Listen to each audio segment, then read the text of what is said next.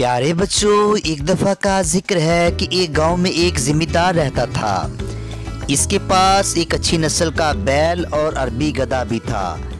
बैल से वो खेतों में हल चलाता और गधे पर सवार होकर इधर उधर सैर को निकल जाता। एक बार इसके पास कहीं से घूमता फिरता एक फ़कीर आ गया।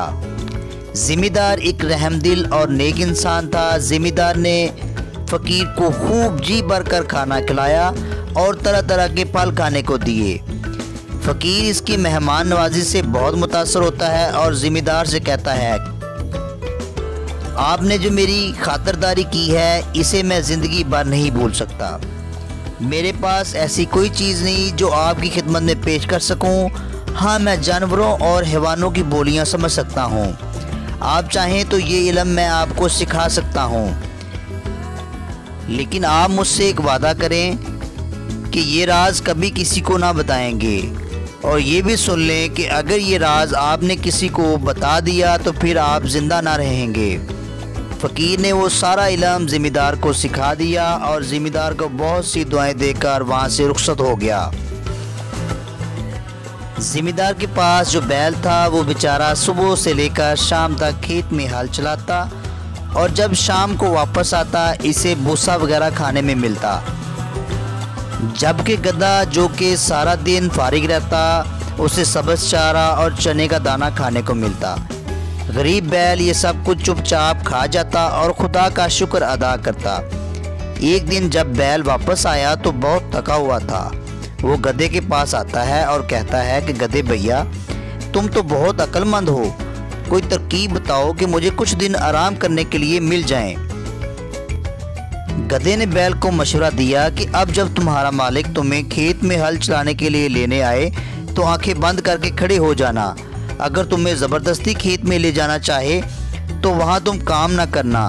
मालिक को ऐसा ही नज़र आए कि तुम बीमार हो और खाना भी मत खाना। इत्तेफाक से ये सारी बातें ज़मींदार सुन लेता है। अगले दिन जब ज़मींदार बैल को लेने आता है तो बैल ने गधे की तरकीब पर अमल किया। ज़मींदार सारी बात जानता था। वो बैल की बजाय गधे को हल जोत लेता है और खेत में ले जाता है। गधे पर तो मुसीबत आ जाती है। वो पहले सारा दिन फारिग रहता था, अब इसे काम करना पड़ रहा था।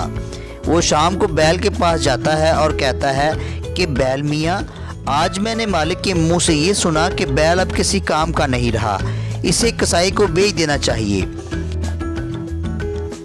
कसाई का नाम सुनते ही बैल की जान पर बन आती है।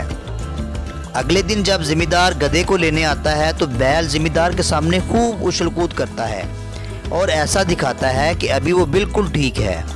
ज़मींदार बैल की तरफ देखकर बहुत मुस्कुराता है। इत्तेफाक से ज़मींदार की बीवी भी इसके पास खड़ी हुई सारा माजरा देख रही होती है। वो ज़मींदार से मुस्कुराने की वजह पूछती है। ज़मींदार बात को टाल देता है, लेकिन वो ज़मींदार की एक नहीं सुनती और ज़िद करती है कि वो इसे सारी बात बताए। ज़मींदार ने कहा कि अगर ये बात उसे बता दी जाएगी तो वो मर जाएगा। ज़मींदार को जान के लाले पड़ जाते हैं। अगर वो राज की बात किसी और को बताए तो वो ज़िंदा नहीं रह सकता। ज़मींदार के बहुत मना करने के बावजूद भी उसकी बीवी बहुत ज़िद करती है। ज़मींदार फैसला कर लेता है कि अब ये बात इसको बतानी पड़ेगी। लिहाजा वो अपनी बीवी को एक कमरे में ले जाता है। रास्ते में उसे एक मुर्गा और मुर्गी मिलते हैं जो आपस में बातें कर रहे होते हैं। मुर्गा मुर्गी से कह रहा होता है, देखो कैसी बीवी है जो अपने खावन से ऐसी बात पूछ रही है जिससे इसकी मौत वाक़या हो सकती है।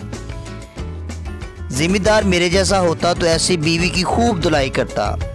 ज़मींदार को मुर्गे की बात बहुत पसंद आती है। जैसे ही वो कमरे में दाखिल होता है अपनी बीवी की खूब धुलाई करता है। किसान की बीवी तौबा कर लेती है और आइंदा किसी बात के लिए ज़िद नहीं करती। तो प्यारे बच्चों, इस कहानी से हमें ये सबक मिलता है कि कुछ बातें ऐसी होती हैं जिनका राज में रहना ज़रूरी होता है। हमें किसी भी बात के लिए ज़िद नहीं करनी चाहिए। मेरी कहानी पसंद आए तो मेरे चैनल को सब्सक्राइब करें और घंटी के निशान पर क्लिक करें।